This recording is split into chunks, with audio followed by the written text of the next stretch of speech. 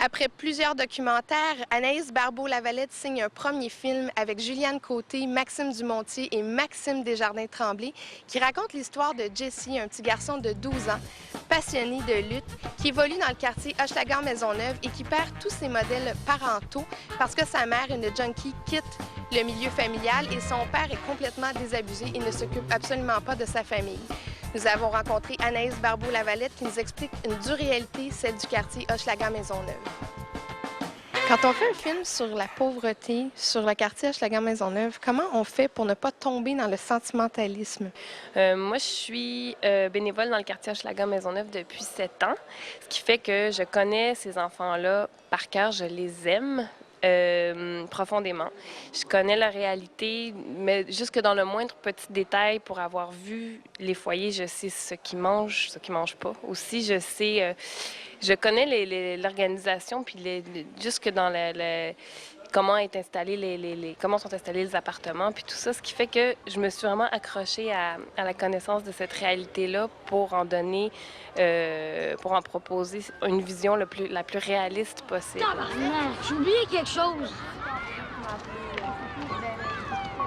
Touche pas à mon bicycle. Vous avez fait beaucoup de documentaires qui parlent d'enfants. Vous en avez fait un, entre autres, qui parle des enfants du quartier Hochelaga-Maisonneuve. Qu'est-ce que vous voulez apporter de plus avec un film de fiction sur un peu le même thème?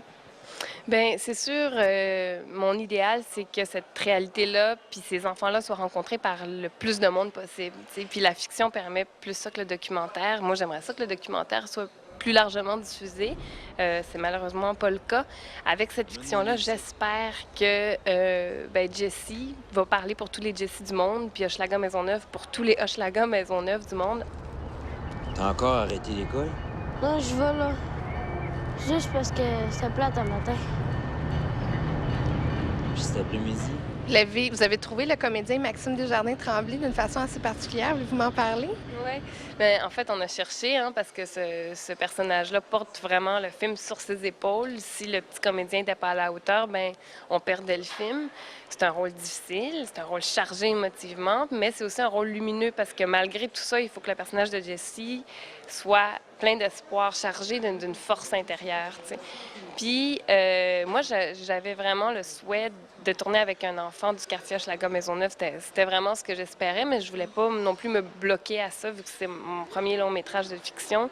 J'ai aussi rencontré des enfants d'agence. On a rencontré 150 enfants en tout. Puis moi, je cherchais vraiment un agencement des deux, du petit baveux, dur, mais aussi du petit chargé d'espoir, puis lumineux. Puis, c'est ça, Maxime Desjardins-Tremblay, je l'avais filmé une fois dans une soirée de lutte amateur en tournant un documentaire Si j'avais un chapeau, qui était tourné en partie à Hochelaga-Maisonneuve. Puis il y avait un petit gars dans la foule qui gueulait plus fort que tout le monde, qui encourageait les lutteurs, mais avec une espèce un entrain incroyable. T'sais, il jouait presque sa vie.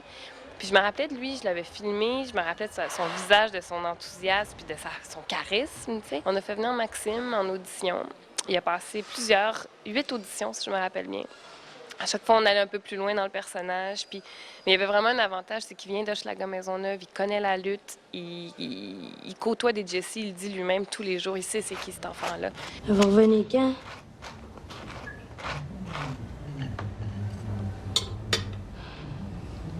Va-tu revenir? Elle est allée où? Regarde, tu demanderas là, OK? Qu'elle revienne. Comment on explique ça à un enfant? Bien sûr. Que ta maman va être une prostituée dans le film et ton père s'occupera pas de toi. Je veux dire, ça doit être assez de mettre une réalité. Si j'avais pris un enfant totalement à l'extérieur de cette réalité-là puis de ce quartier-là, effectivement, ça aurait été beaucoup plus délicat. C'est dur même à imaginer, à concevoir. Tout ça, c'est des réalités tellement tough, tu sais. Mais lui, pour lui, il trouve ça dur. Tu le sentais là, quand on lui expliquait comme il faut, OK, là, c'est ça qui se passe avec ta mère, elle part, t'as faim. Il était hyper sensible à ça, mais on parlait pas une langue étrangère. Là. Il était familier à cette réalité-là. Il savait c'était quoi. On n'était pas en train de lui parler d'un autre monde. Là. Il connaissait ça. Le film Le Ring est un film difficile, mais il est honnête parce que oui, il explique la réalité du quartier Hochelaga-Maisonneuve, mais il ne tombe pas dans la pitié.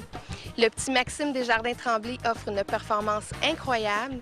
Et je peux dire aussi que le film offre une lueur d'espoir à tous les petits battants et les petits résilients de la pauvreté. Bon cinéma!